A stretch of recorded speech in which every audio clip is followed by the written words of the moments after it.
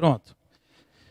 Ó, lembrando do olha, observar, interpretar e aplicar.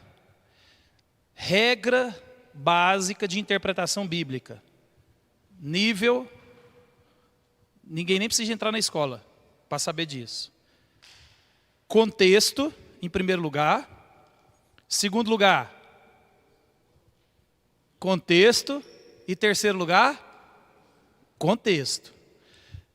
Não devemos assassinar as escrituras pegando textos isolados. A gente, se pensar um texto fora do contexto, aí a gente arma aquela frase, né? Um texto fora de contexto é um pretexto, e aí você faz qualquer coisa. Qual que é o texto da dúvida? Era o verso 20? Olha aí. Se era o verso 20.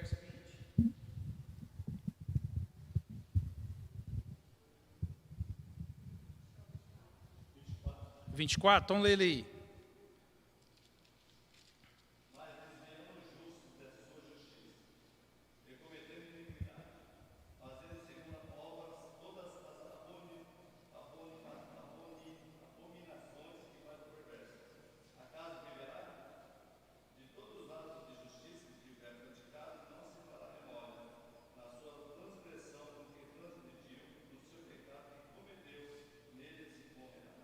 Então, se a gente olhar esse texto pensado, aí dá margem para pensar o que a gente pensou. Lembra-se, o capítulo 18 de Ezequiel, ele é um bloco, ele é uma coisa só.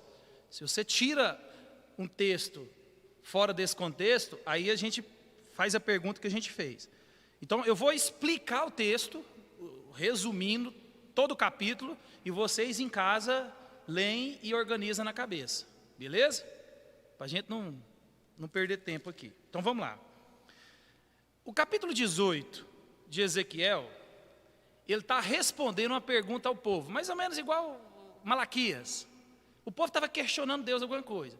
Você pode olhar, por exemplo, vamos ler o verso 1 e 2 aqui, ó, de Ezequiel, do 18. Aqui, ó. Veio a mim a palavra do Senhor dizendo. Então, Ezequiel recebe a palavra do Senhor.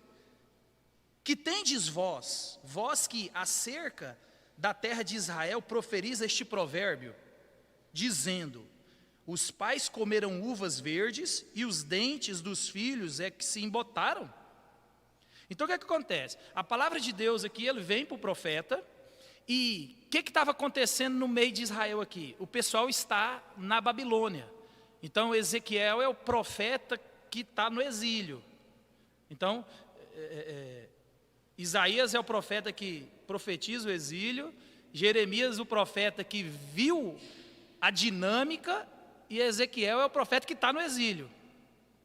Então, o povo estava questionando e falando nesse provérbio. Qual que era o provérbio? Os nossos pais chuparam uva verde e os nossos dentes estão embotados. Em português, claro, o que nós temos a ver com os pecados dos nossos pais? Era isso que o povo estava questionando a Deus.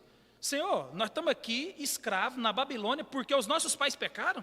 O que nós temos a ver com isso? Nós estamos pagando um preço ou nós estamos sendo punidos por um pecado que nós não cometemos? E aí, Deus vem com toda a dinâmica no capítulo 18, vocês vão entender. Aí Deus vai falar que nunca mais é para ouvir esse tipo de coisa dentro de Israel. Porque aí ele vai mostrar a justiça dele. Aí ele vai mostrar a vida do ímpio, a vida do justo. Aí ele vai começar falando de um pai justo, de um filho ímpio. E depois ele troca, mostrando que, independente do pai justo ou ímpio, ou do filho justo e ímpio, cada um recebe pela sua própria obra. Cada um é responsável pela sua própria salvação. A dinâmica aqui é, vocês estão sendo punidos por causa do pecado de vocês. Vocês não estão sendo punidos por causa do pecado do pai de vocês. Em toda a geração de Israel, Deus ele derrama misericórdia e graça. Então, todo o Antigo Testamento a gente vê Deus amenizando a situação e dando mais uma chance, até que a taça da iniquidade derrama. Então, quando Deus pune Israel, Deus não está punindo aquela geração. Aquela geração é a que recebe o juízo. Mas é como se fosse eu esqueci a palavra, mas é como se fosse assim, Deus vai guardando, até que ele vai prestar conta da dívida. Falou, não, eu estou perdoando, mas vocês... E aí ele vem, acrescenta o juízo. Então, no capítulo 18, vocês vão perceber isso tudo aqui. O que Deus está dizendo é, independente se o pai é justo e o filho é ímpio, e o neto é justo, ou se dividir essa dinâmica, né, pai ímpio, filho justo, neto injusto, ou vice-versa, Deus está dizendo o quê? Cada um é responsável pela sua obra. Por isso que no verso 24 ele vai dizer aqui, ó, mas desviando-se o justo da sua justiça, presta atenção, ele está fazendo uma pergunta. Então você não pode tirar esse versículo do bloco.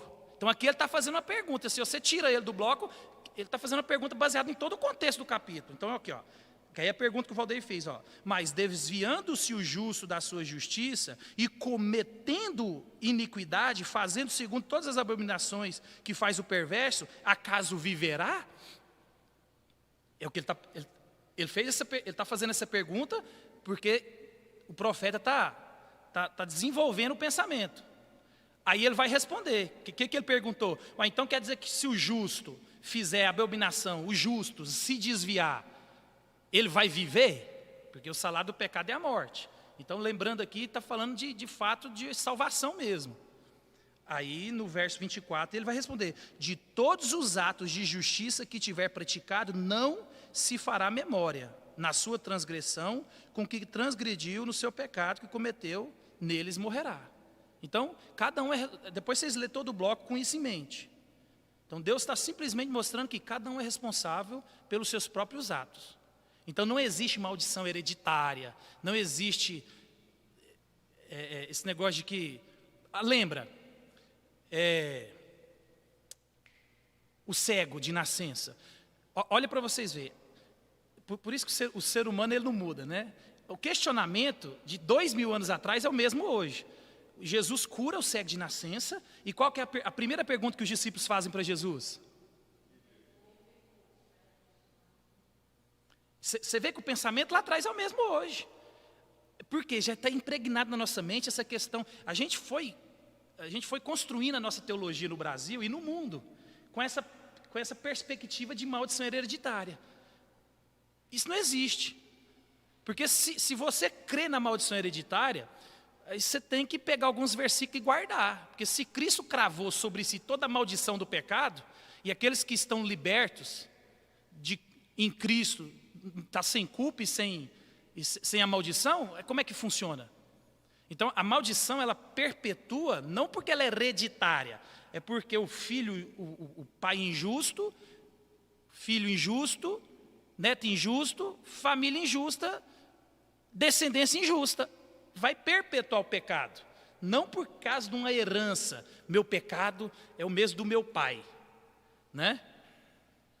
Mas não tem nada. A dinâmica é que quando em Cristo, nós somos nova criatura. Em Cristo, fui perdoado. Então não existe o meu comportamento errado em Cristo. Então a maldição, ela quebra naquele que crê em Cristo. Então, por isso que eles perguntam, Senhor, quem pecou? É o mesmo pensamento. Pô, Senhor, nós estamos aqui na Babilônia porque os nossos pais pecaram. Aí Deus ele vai mostrar através do profeta que não. Vocês têm que corrigir. Por isso que vocês vão ver dentro do capítulo 18, ele vai falar assim, ó, nunca falem esse provérbio dentro de Israel. O provérbio é o pessoal que chupa a uva e os nossos dentes que ficam embotados. Então, é como se fosse vocês que descascam a banana e a nódia cai na nossa conta. Então, isso é o que o capítulo todo está dizendo. Então, com isso em mente, vocês vão ler depois o capítulo, vocês vão entender. Aí vocês podem... Eu li nas 3 versões. A versão que eu mais gostei de ler foi na NVI. A NVI, ela encaixa umas palavras melhores. Mas, se você ler com isso em mente, qualquer versão que você está aí na sua mão, você vai perceber que é disso que o profeta está falando. Então, mas aqui, ó, desviando o justo da sua justiça e cometendo iniquidade, morrerá por causa dela. Na iniquidade que cometeu, morrerá. É o que ele está falando. O justo, vamos lá, eu sou justo, eu me desviei, eu vou morrer no meu pecado. É o justo e o injusto. Ele não está falando, o justo aqui vai morrer por causa do pecado do outro. Não, Deus aqui está personalizando a obra de cada um. Cada um é responsável pela sua própria obra. Ninguém paga pela conta do outro, no aspecto salvífico. Por isso que Deus está falando aqui, ó, esse vai morrer. Se ele for... Aí você vai ver na dinâmica do capítulo 18, que ele vai falar assim, mas e se um injusto mudar de vida e começar a praticar obras de justiça? Aí Deus vai falar assim, esse viverá. Então a dinâmica... Aqui, ó, mas convertendo-se o perverso da perversidade que cometeu e praticando o que é reto, justo conservará ele a sua alma em vida. Entendeu?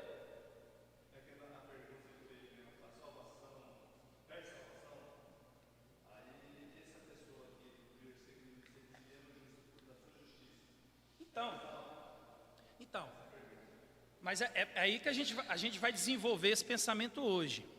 Nós não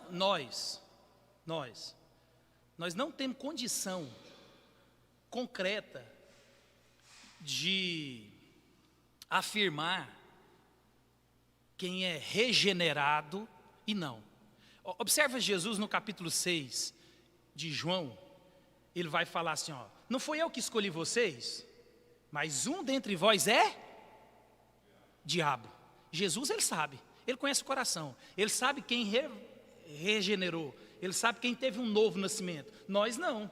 Por isso, e a gente vai ver isso aqui, no Novo Testamento, Paulo ele está escrevendo, ele é inspirado por Deus, mas ele está se comunicando com a igreja.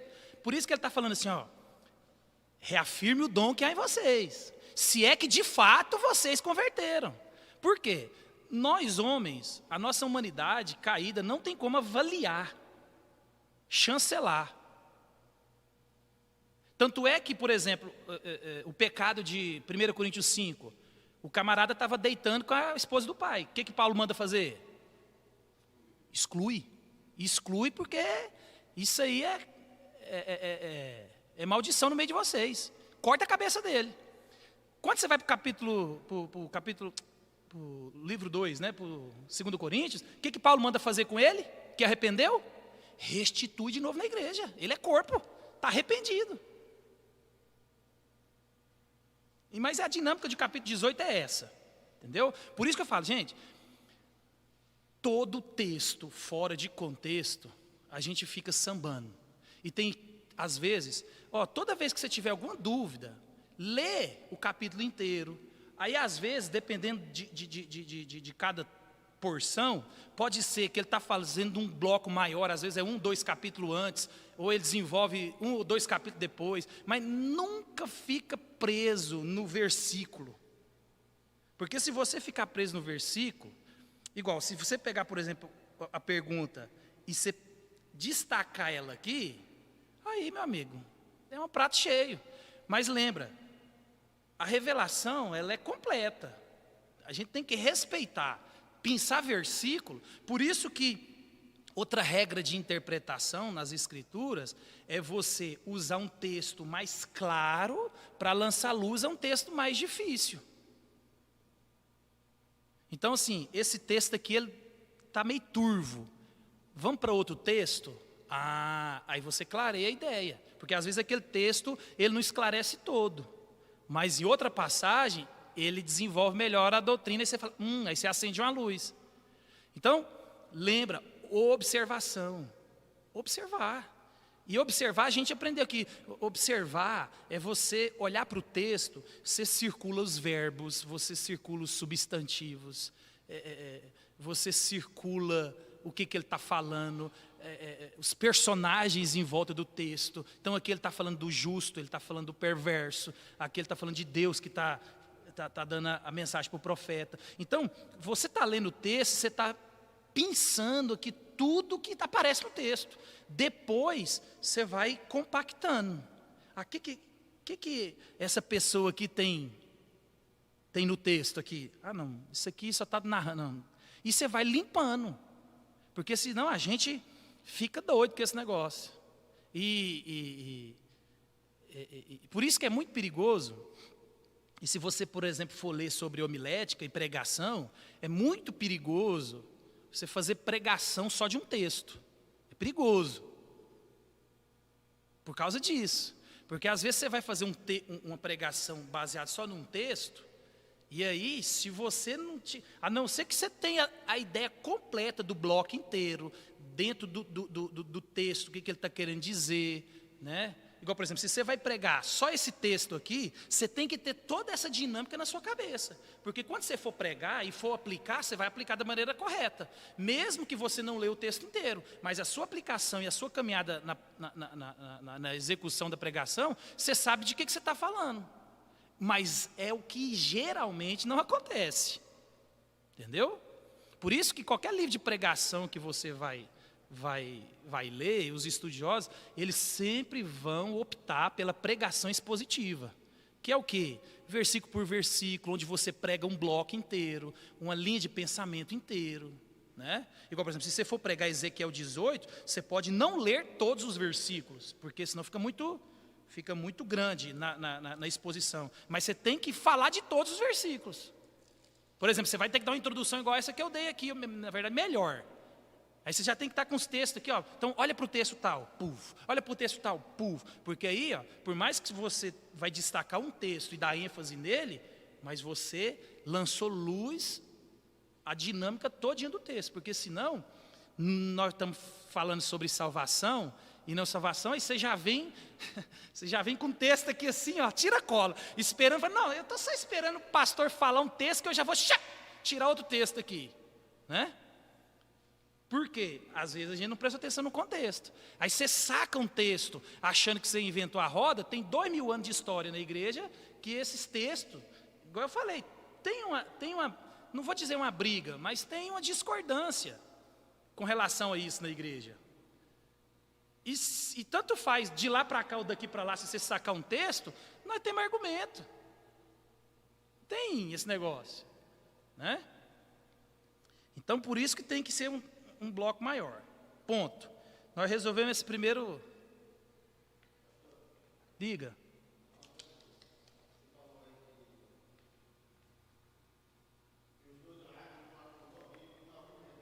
Uhum.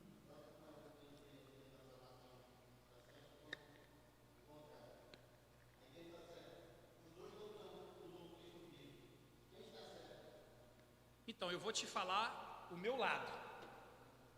O outro lado, ele usa um argumento mais filosófico, mais lógico. Ele tenta encaixar uma lógica dentro do texto bíblico. O meu lado, ele usa mais textos e ele deixa o texto falar por si só. E ele usa o conjunto todo da obra.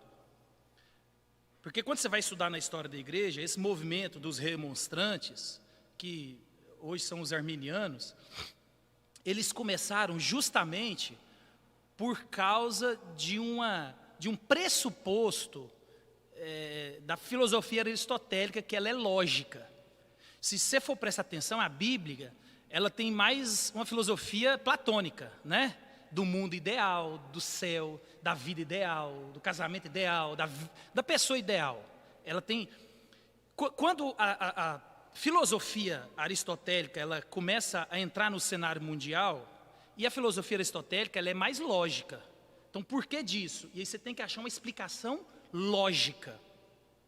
E aí, lá nos meados do século XVI, quando surgiu a pergunta, né, da soberania de Deus, né, sobre os desígnios de Deus, o plano de Deus, aí eles tentaram fazer uma explicação a partir de uma filosofia de lógica, entendeu? E aí, não é o nosso assunto aqui, aí baseado no preço, aí lembra daquilo que eu falei de questão de pressuposto. Pressuposto é aquilo que é anterior ao que você vai fazer. Então, aí eu sempre uso a dinâmica de quando você vai conhecer uma pessoa. Se eu falo, ó, enjoado. Né? Por exemplo, você vai receber fulano na casa, ó, enjoado. Então, você já faz de tudo. Né? Você vai lá, aspira aquele cantinho que está com com a teia de aranha, você tira um pó que você não tira muito tempo. Por quê? Porque você já sabe que a pessoa é enjoada e ela vai olhar aquele negócio. Então, na teologia ou na vida é do mesmo jeito. Quando você tem o pressuposto de provar, não, eu tenho que entender a soberania de Deus, eu tenho que entender os desígnios de Deus de forma lógica. Porque uns vão e outros não vão. Porque uns vão morrer e vão para o inferno, porque uns vão morrer e não vão para o inferno. Aí você tenta trazer uma lógica para esse negócio. E aí quando você põe a lógica, entendeu? Por isso que quando eu fui pregar Efésios aqui, a gente falou sobre predestinação, eleição, você não pode discutir, está lá. Efésios 1 fala disso. Deus elegeu, Cristo executou e o Espírito Santo selou. Está lá. Aí o nosso problema, às vezes de uma influência mais lógica, é não conseguir entender que a responsabilidade humana e a soberania de Deus são duas verdades bíblicas que caminham paralelo. E a maioria das vezes eu não vou conseguir encaixar esse negócio, porque é Deus quem faz, não somos nós. Porque o dia que eu entender tudo, aí nós não precisamos de Deus mais. Entendeu? Então, aí eu acho, porque assim, ó, eu fiz não vou falar seminário, mas era um CTM, né?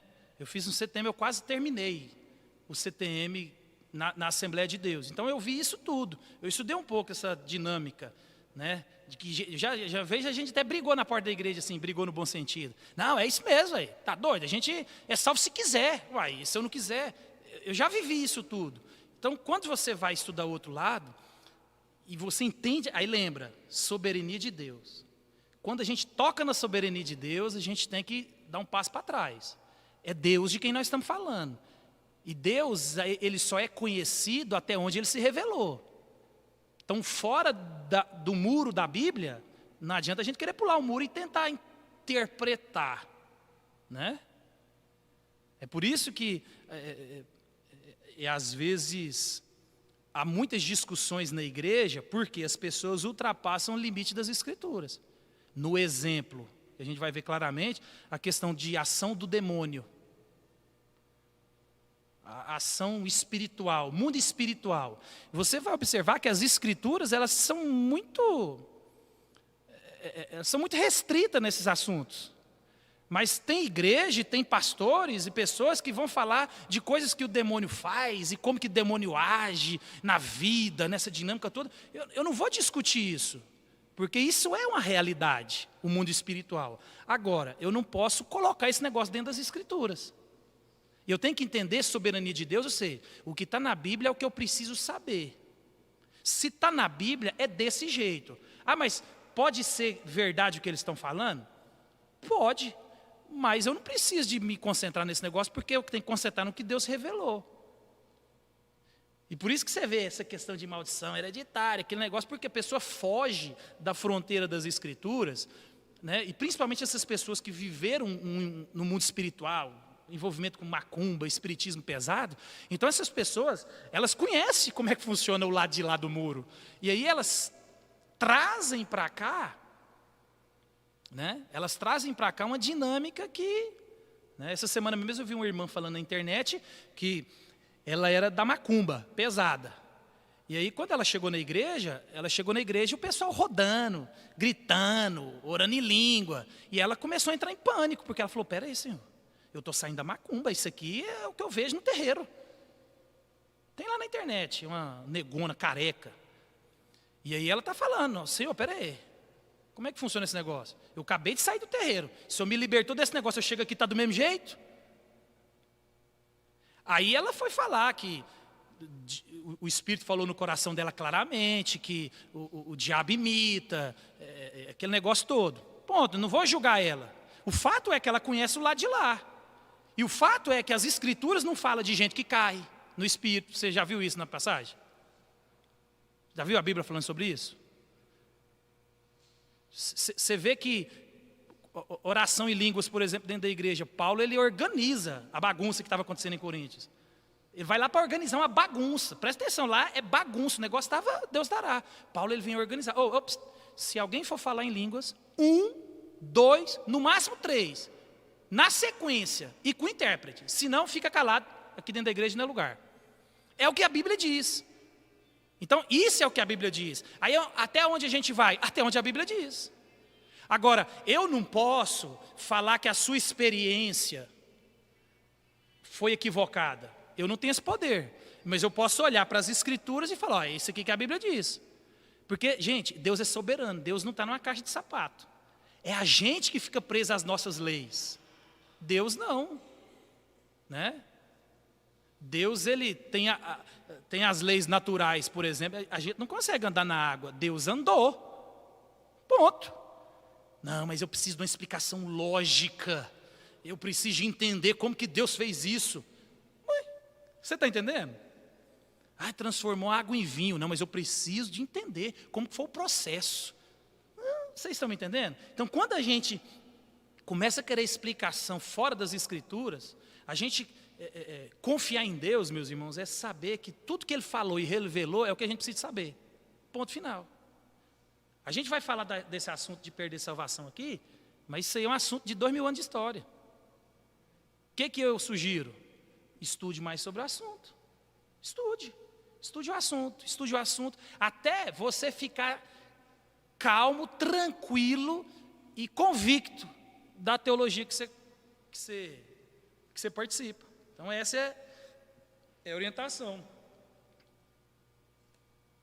Aí eu falo isso aqui no final. Então, a gente deu a introdução e a gente parou na pergunta sobre perda de salvação nas pessoas que se desviam. Né? Porque se a gente não perde a salvação, ponto. Por outro lado, há pessoas que eu e você conhecemos, e muitas, que você fala, mas você, cadê? É uma pessoa e não é. Pessoa que era firme na igreja, pregava, cantava. Eu conheço pastores. Tem um pastor que eu conheço que ele engraçou com uma mulher, prostituta, e, meu amigo, ele entendeu de Deus que era a esposa que Deus tinha para ele. Ele largou o ministério, ele largou a igreja, e a igreja falou, não, meu irmão, nós vamos pagar para você 1 ano de oásis. Tem um oásis, né? Depois eu explico o que é oásis. Para você e com a sua esposa, vamos firme nesse negócio, você não está sozinho não, vamos embora. Meu amigo, ele falou, não, vocês não estão entendendo, eu não quero. Eu quero é sair desse negócio aqui. E ó, pulou de cabeça. Largou a esposa, largou a filha. E está do mesmo jeito até hoje. Né? Aí lá na frente a gente não sabe. Mas aí como é que você olha para um pastor e você olha para o cara, como que o cara faz isso? Porque assim, é loucura, não é? Mas acontece, a gente vê esse tipo de coisa, a gente fica... Né? Então, aí a pergunta, né? É possível esse crente genuíno, salvo, redimido pelo Espírito Santo, apostatar da fé? Né? O que é apostatar? É ficar longe, né? Alcançar uma posição, mas depois abandonar. Ou seja, é possível ele ser um crente e depois ele não é mais crente? E esse é o questionamento esse é aquilo que a gente vê constantemente na igreja, né? Mas, meus irmãos, lembra, as Escrituras, elas nos alertam. Nós temos uma segurança na nossa salvação, sim, isso é claro. O próprio Romanos vai dizer que o Espírito de Deus testifica com o meu Espírito que eu sou salvo. Mas isso não quer dizer que eu vou levar uma vida de qualquer jeito. O problema dessa doutrina e a briga, meu irmão, na maioria dos casos dentro da igreja, no modo geral, é porque a gente afirma que você não perde a salvação, e eu acredito que não perde, só que as pessoas usam essa doutrina para viver de qualquer jeito. E só que essa doutrina não diz isso. Olha o que Romanos vai dizer. Vocês foram predestinados, eleitos, para serem irrepreensíveis. Então, a certeza da salvação que Deus nos dá é a mesma certeza de quem vai andar de maneira que agrada ao Senhor.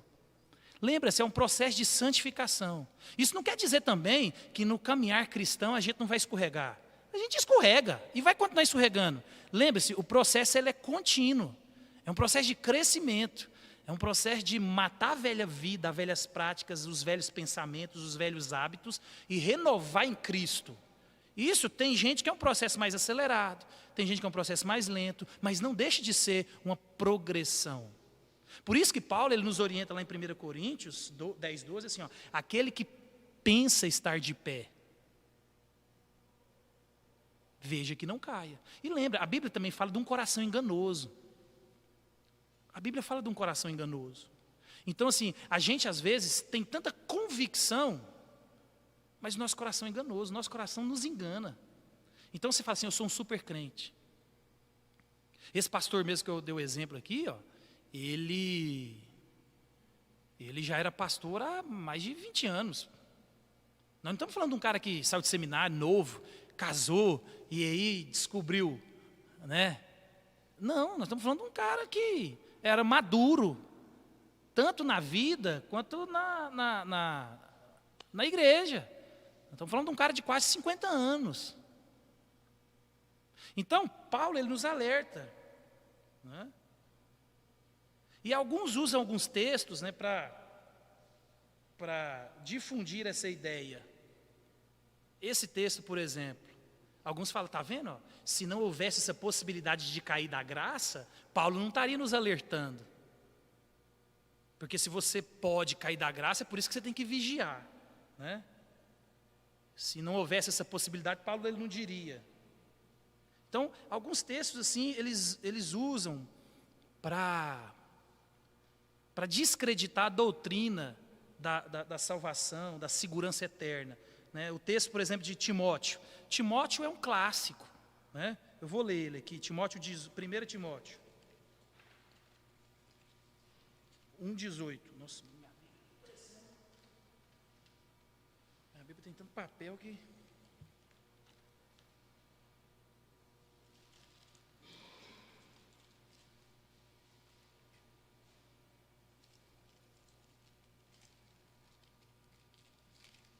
Nossa.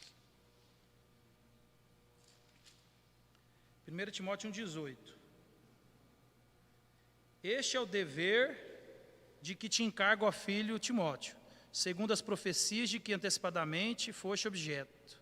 Combate, firmado nelas, o bom combate, mantendo a fé e a boa consciência, porquanto alguns, tendo rejeitado a boa consciência, vieram a naufragar na fé. E dentre esses se encontra, ele vai dizer, de Himeneu e Alexandre, os quais entreguei a Satanás para serem castigados, a fim de não mais blasfemarem. Então a gente vê, há isso, e a doutrina da perseverança ou da segurança eterna, ela não corre desses negócios. Né? Só que a gente tem que olhar com um olhar maior, mais maximizado nas Escrituras. Né? Então... O próprio Paulo, ele vai dizer que ele é o dos piores dos pecadores, né? Você vê que lá em 1 Coríntios 9, 27, ele vai dizer assim, Senhor, para que eu mesmo não venha a ser desqualificado. O fato de eu ter que lutar diariamente, então, lembra, eu falei sobre sinergia e monergia. Monergismo é onde só um trabalha, sinergia é dois trabalhando ou mais. Então, no aspecto salvífico, a salvação ela é monérgica, só Deus salva. Eu e você não fazemos nada. Mas no aspecto de santificação é sinérgico, onde Deus trabalha através de nós, onde a gente faz muita coisa. Não que Deus não está trabalhando, mas Deus participa junto conosco. Então, Paulo ele tem essa consciência de que Deus tem que sustentá-lo. Tudo posso naquele que me fortalece. E aí, o que ele está dizendo? Eu passei fome, passei frio, passei dificuldade, eu apanhei, fui escorraçado. Ele está dizendo, eu por mim mesmo, eu tinha abandonado. Eu por mim mesmo, eu tinha chutado o pau da barraca. Mas eu posso naquele que me fortalece, por quê? Porque é Ele que me sustenta. Eu por mim mesmo, se eu estou entregue à minha própria sorte, eu já tinha me perdido há muito tempo. Paulo tem essa consciência da sua responsabilidade diante de Deus, diante da igreja. Entendeu? Então, a gente percebe isso. E às vezes as pessoas olham para esses textos e aí olha, não, talvez há essa possibilidade dessa perda, nem que seja hipotética, de salvação, né? Diga.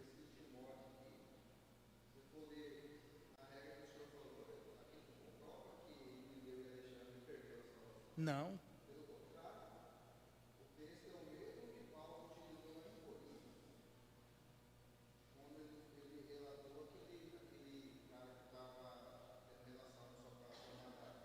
Uhum. Não.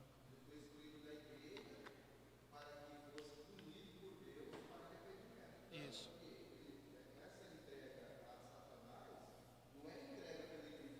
Não. É disciplina.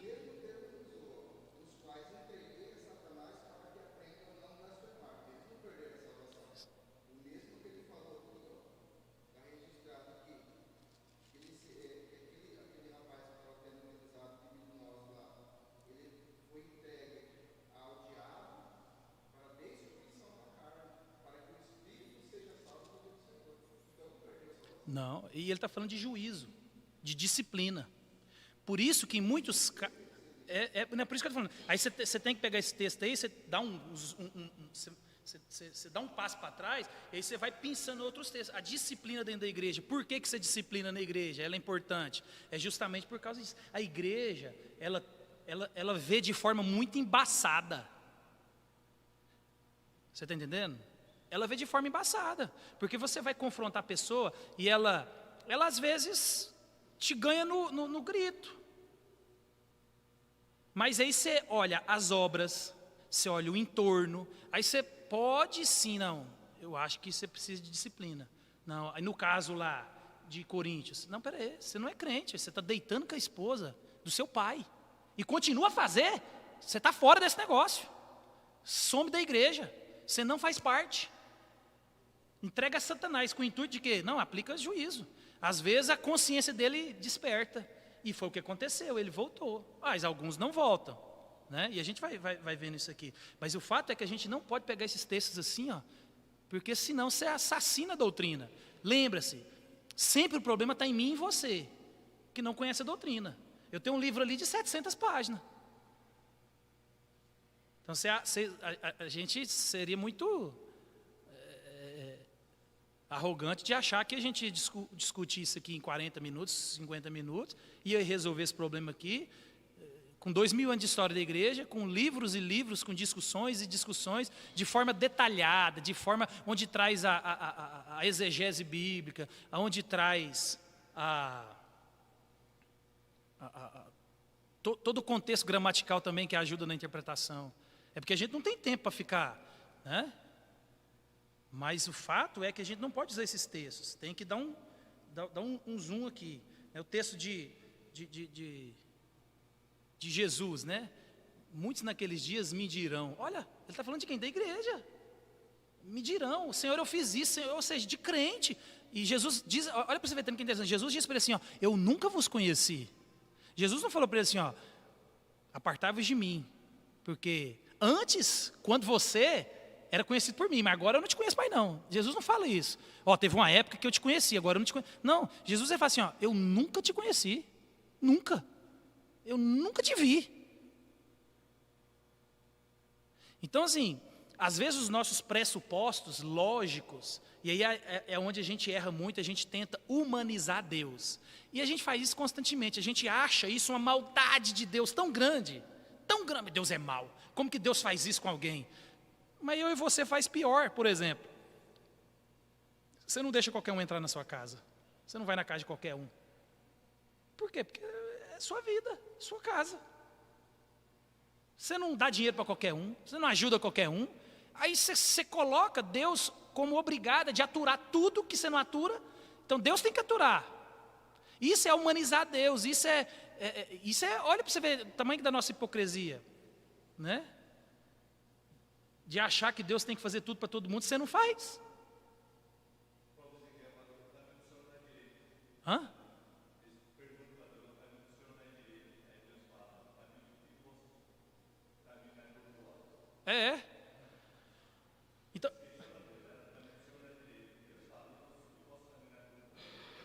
E aquela imagem que a gente tem de que no inferno o pessoal está desesperado. Senhor, vem cá salvar. Não, meu.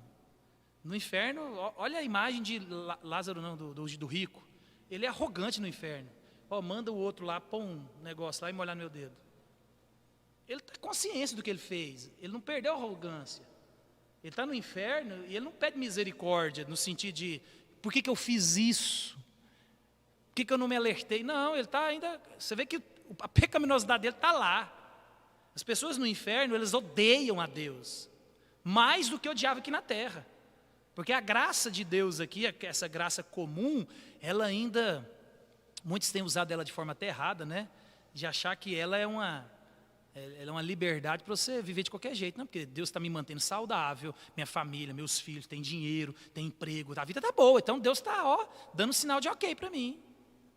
E a gente esquece que as coisas não são assim, né? Então, essas pessoas que um dia estavam dentro da igreja e hoje elas não mais participam, a gente tem que olhar, por exemplo, a parábola do semeador. A parábola do semeador, ela dá um equilíbrio para a gente entender essas coisas, né?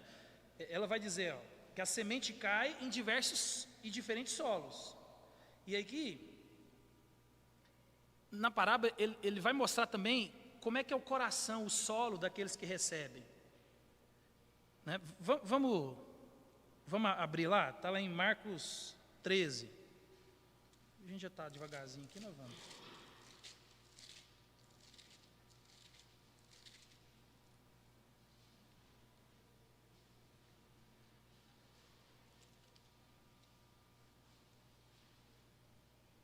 Não é Marcos 13 não. Peguei o texto errado aqui. Marcos 4, deixa eu ver. 4. Marcos 4.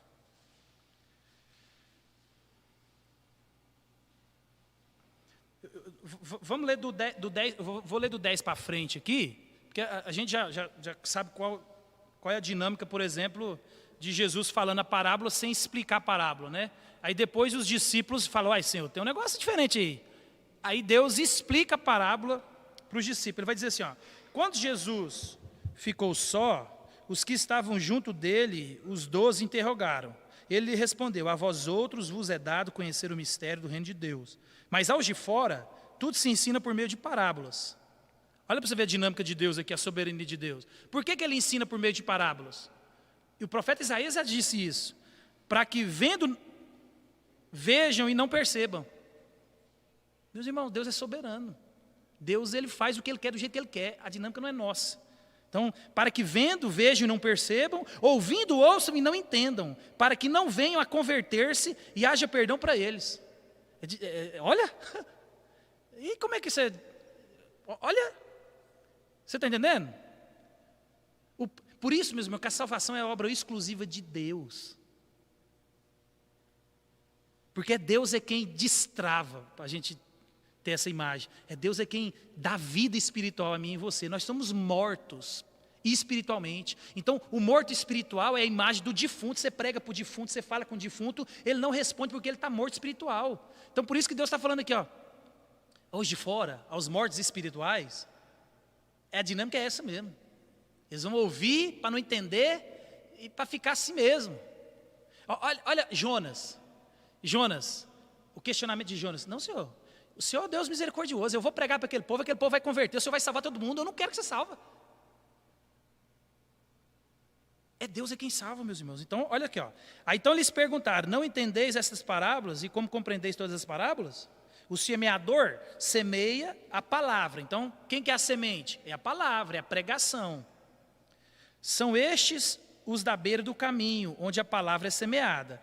E enquanto a ouvem, logo vem Satanás e tira a palavra semeada neles. Vocês estão entendendo a dinâmica espiritual do negócio? Às vezes, o jeito que a gente se porta dentro da igreja, você está dentro da igreja, ouvindo a pregação, dia após dia, ano após ano, e eu percebo isso aqui, eu posso falar, porque eu estou aqui na frente. Tem gente que levanta 3 vezes para tomar água no culto. Tem gente que fica mexendo para lá, mexendo para cá na cadeira, parece que a cadeira está cheia de espinho. Gente, a gente tem que entender, discernir de forma espiritual. Às vezes você está aqui dentro, o diabo ele está querendo que você não entenda mesmo.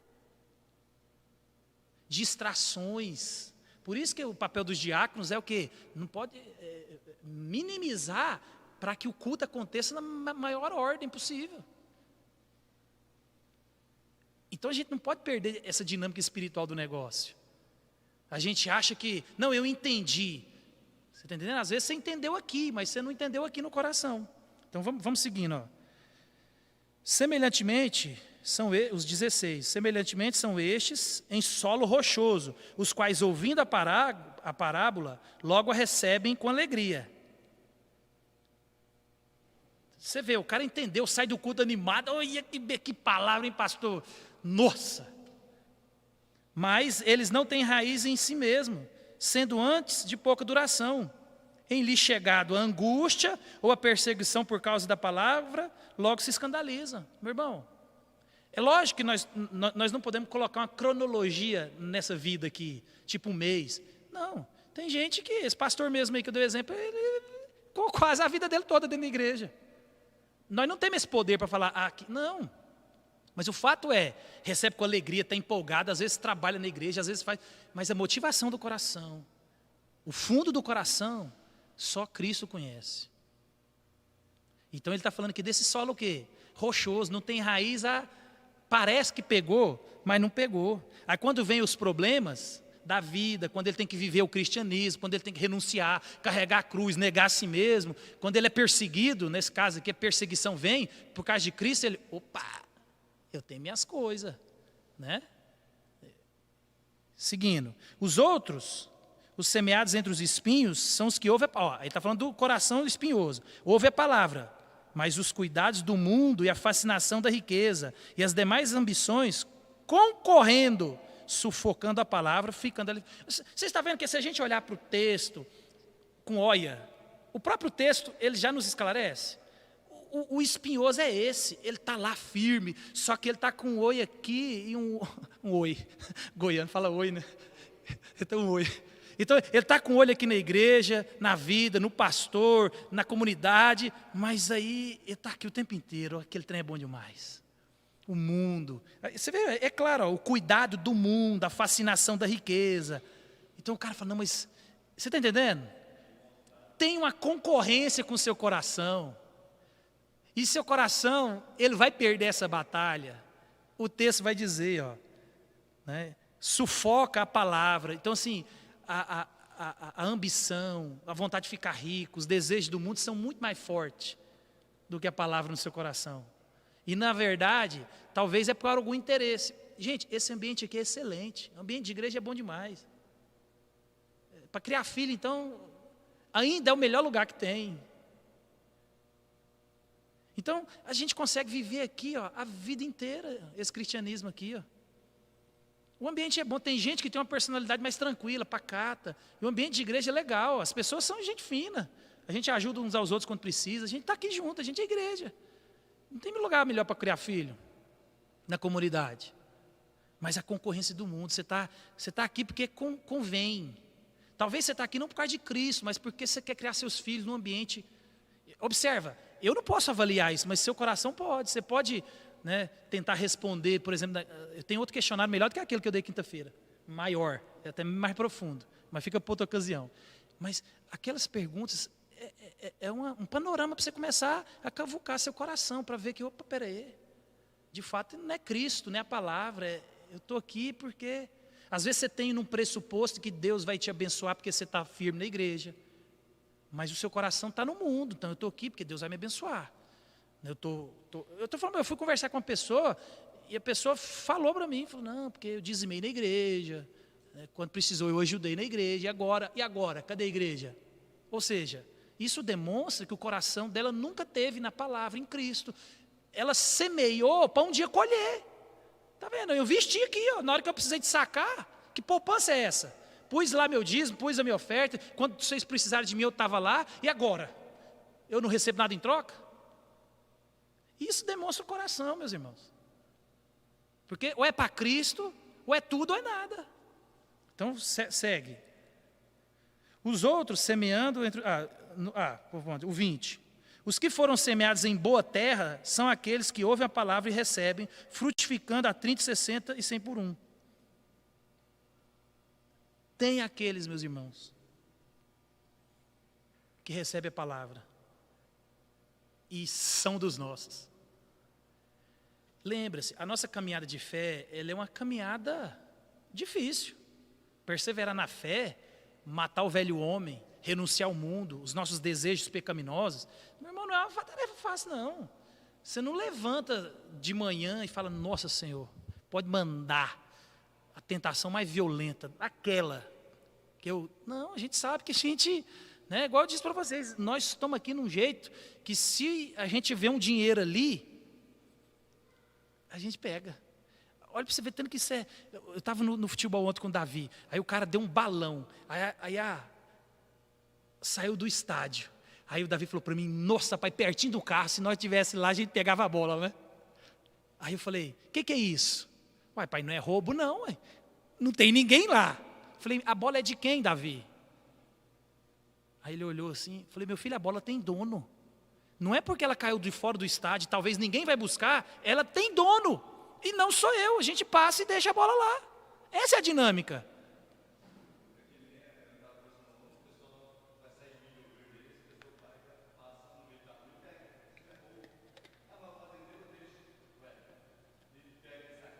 É roubo. Não, gente, é roubos. Mas o problema é que a gente vai amortecendo a nossa consciência.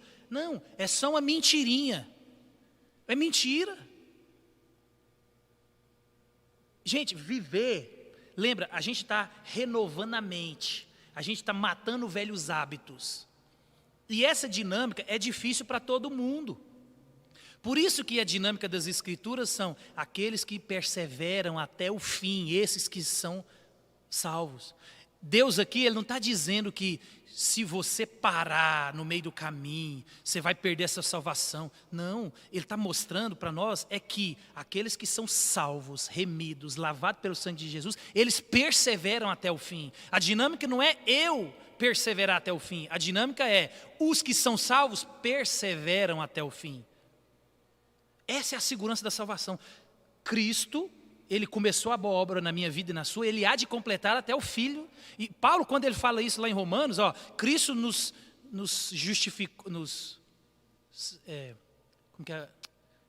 salvou, nos redimiu, nos justificou, nos santificou e nos glorificou. Olha para você ver, Paulo, quando ele fala, ele tem tanta convicção de que a obra é completa e ela já está pronta, no sentido de que você não perde aquilo que você tem, que ele já falou, mesmo que essa glorificação ela é futura, mas Paulo ele já coloca é fato, vai acontecer.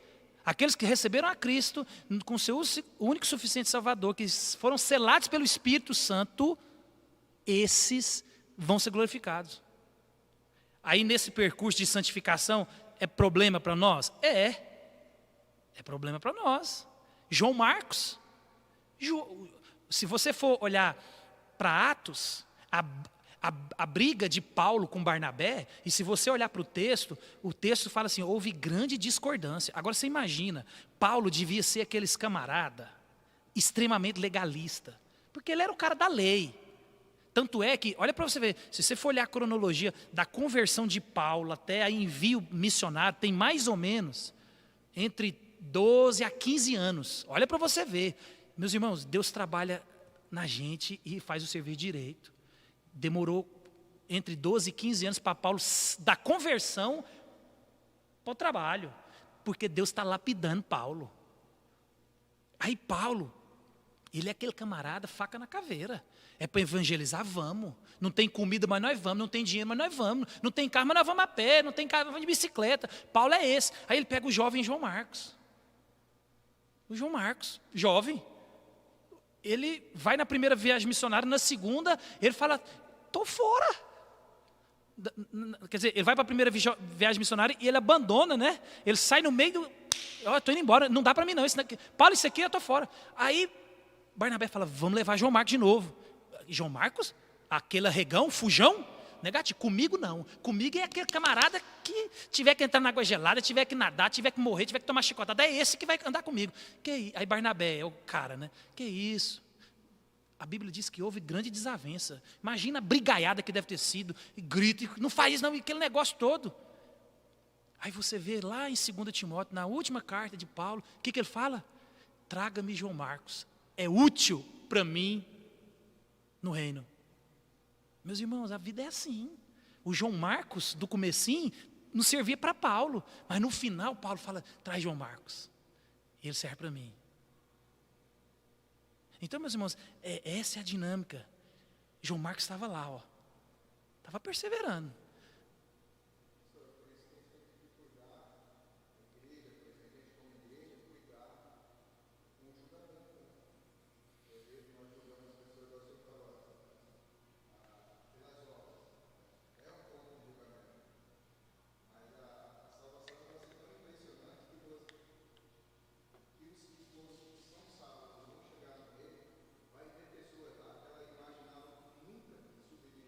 Claro. Claro.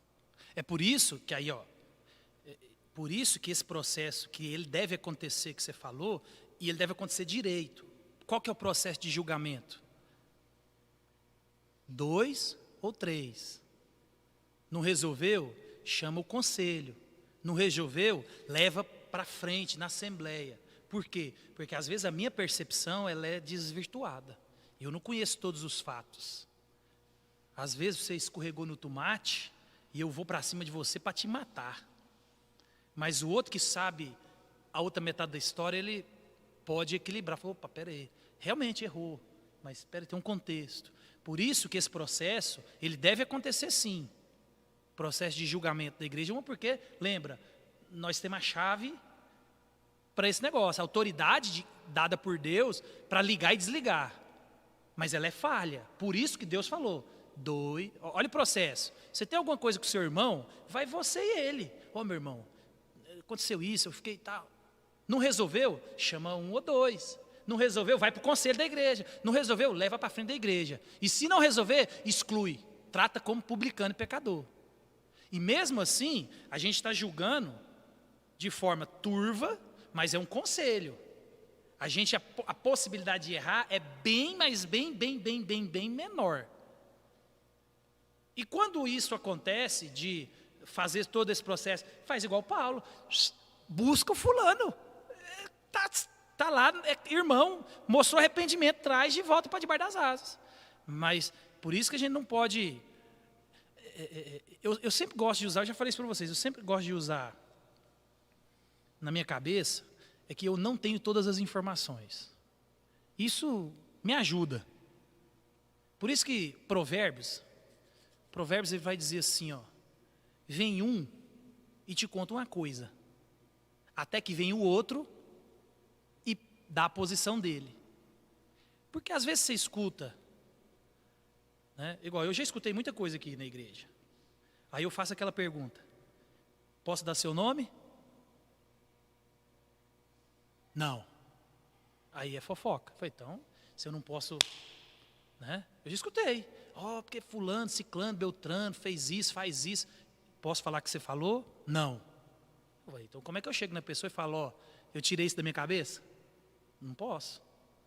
Então, se a pessoa não quer se envolver, a gente dá um passo para trás e continua orando. Até Deus lançar a luz. Né? Por isso que a gente tem que realmente tomar cuidado. E isso acontece.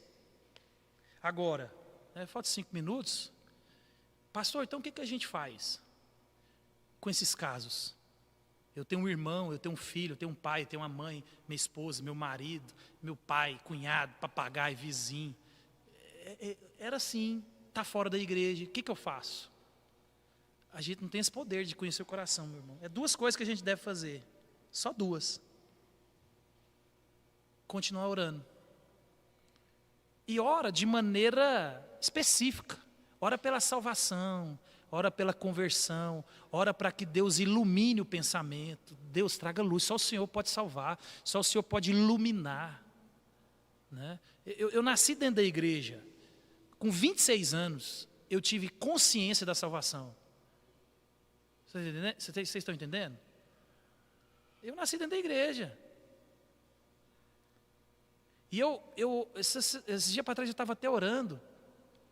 E a gente na igreja, do modo geral, por causa dessa influência dessas igrejas neopentecostais, a gente dá mais glória a Deus quando uma prostituta se converte, quando uma vida desgraçada se converte, do que aquele que nunca passou por muitas coisas. E eu estava olhando isso na minha vida esse dia para trás e falei, Deus, eu queria agradecer ao Senhor porque o Senhor me zelou. Porque eu busquei tanta coisa, né? Eu busquei mulher, eu busquei tanta coisa para mim, eu fui com tudo e não dava certo. Eu ia e não dava certo. Entendeu? Eu era tão... Eu era meio... Eu era, por exemplo, droga. Eu ia falar, não, droga é para gente burro. Se fosse experimentar uma droga, tem que ser cocaína, que é outro nível de droga. Cocaína, você não vai ver nenhum pobre viciado em cocaína. Você não vê. Você pode... o cara viciado em cocaína é pobre? Não é. Ele não dá conta de sustentar o vício. Aí eu experimentei, falei, não, tem que ser o trem granfino. E olha que eu era pobre, mas meu amigo, olha o coração. Falei, não, você viciar em crack, maconha, isso é coisa de bobo.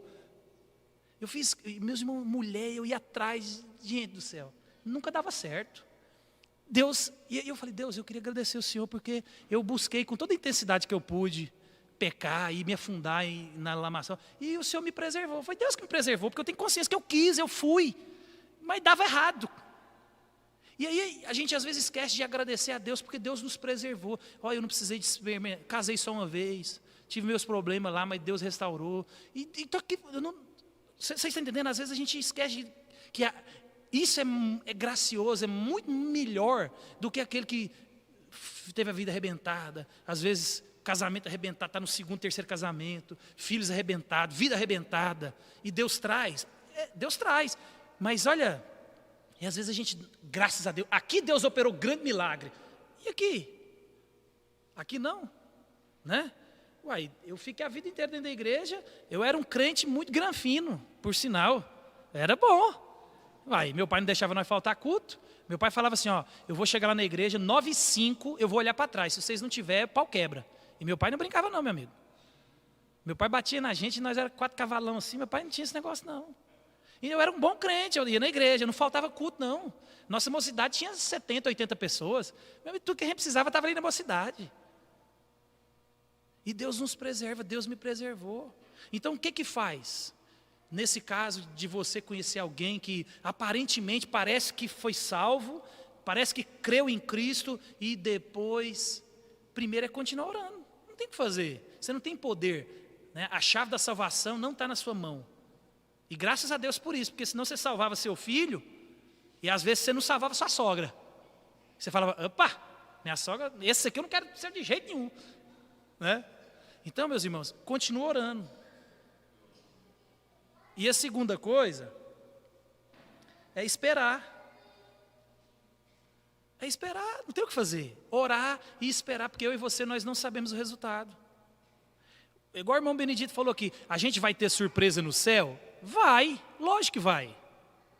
Muita surpresa, né? Mas a igreja pode julgar, por exemplo, algumas pessoas que aparentemente morreram nesse estágio. Pode ser que a pessoa realmente morreu sem Cristo mesmo, não converteu, pode. Mas mesmo assim eu não posso julgar com certeza, porque ali naquele leito de morte, talvez ali no último dia de morrer, talvez a pessoa caiu em si, né? Você vê Salomão, a gente está vendo Eclesiastes, Salomão ele buscou e pecou, e tudo que Deus falou para ele não fazer, ele fez. Mas na velhice, na cabeça branca, ele falou, Senhor, é o Senhor. Se não é o Senhor, tu estava perdido. Teme a Deus, tudo que vocês precisam, teme a Deus. A gente vai ver isso hoje à noite. Ele fez coisa que eu e você faz, e queria fazer, e queria experimentar. E ele está falando para mim e para você assim, ó, não vai não, eu fui é fria. eu conheço esse caminho, teme a Deus, fica quietinho, guarda em obediência, persevera. A gente tem que fazer isso, meus irmãos. Lá no céu não há tristeza, não há choro, não há dor. Não sei como é que vai ser eu chegar lá e ver a possibilidade da minha mulher não estar lá. É lógico que eu vou colocar ela lá, eu vou estar lá. Né? Não sei como é que vai ser essa dinâmica. Eu não sei qual que é a dinâmica de eu não encontrar um filho meu lá. Eu também, meus irmãos, vai que nem eu vou para o céu. Eu tenho convicção da minha salvação? Claro que eu tenho. Mas eu tenho convicção também do meu pecado. Meu irmão, se aquela bola pinga, eu e Davi passando de carro, se não é a graça de Deus, eu meto ela dentro do carro, que é uma bola granfina, uma bola de R$500. Se tem um monte de dinheiro ali, eu sei que não é meu, mas se tem uma mulher que dá em cima da gente, eu estou falando da gente porque estou falando de mim, né? Meu irmão, se eu não tomar cuidado, então pode ser que eu também sou alvo fácil, eu também caio. Eu não sou super crente não, eu não sou mais crente que ninguém aqui. Ninguém aqui, as mesmas dificuldades que vocês passam, eu também passo. Do mesmo jeito que Jesus mandou tratar o pecado de forma literal, radical, né? Corta o dedo, corta a mão, quebra o celular, desconecta da internet, corta essas amizades, eu também tenho que fazer as mesmas escolhas toda vez. Porque o pecado habita dentro de mim. Então, a gente vai conviver com essa dinâmica na igreja. De ver gente que a gente ama, num período aqui, e outra vez você olha, a pessoa não está. Continua orando. E espera. E sendo testemunha do Senhor, dando o exemplo de Cristo, dando o exemplo de irmão, ou às vezes você é pai, você é mãe, dá exemplo. Né? Pedro vai dizer lá na primeira carta, né, a respeito da mulher, a mulher ganha um marido pelo procedimento. Tá? Continua sendo a esposa, deixa Deus, o marido ou a esposa ver que você ama a Cristo, deixa seus filhos verem que você ama a Cristo. Entendeu? Porque os filhos veem aquilo que a gente ama. Aí não adianta nada a gente falar que ama a Bíblia e os nossos filhos nunca viram a gente ler na Bíblia. Você tem que amar a palavra de Deus, mas seu filho... e a gente cria na vida dos nossos filhos e da vida daqueles que a gente vive junto com a gente. Por que é difícil ganhar parente? Porque parente conhece os nossos pecados. Ele falou, você falando disso para mim? Sai para lá, te conheço, ó. Nós nascemos juntos, sai para lá, jacaré. A gente faz isso também. A gente julga, por quê? Porque a gente tem um conhecimento amplo da vida da pessoa. E às vezes demora a gente tirar essa casca de vida tortuosa que a gente teve. Então continue orando. E a gente caminha devagarzinho nesse negócio. A gente não está com pressa, né? O fato é, continue lendo, continue orando, continue esperando, matando um leão a cada dia.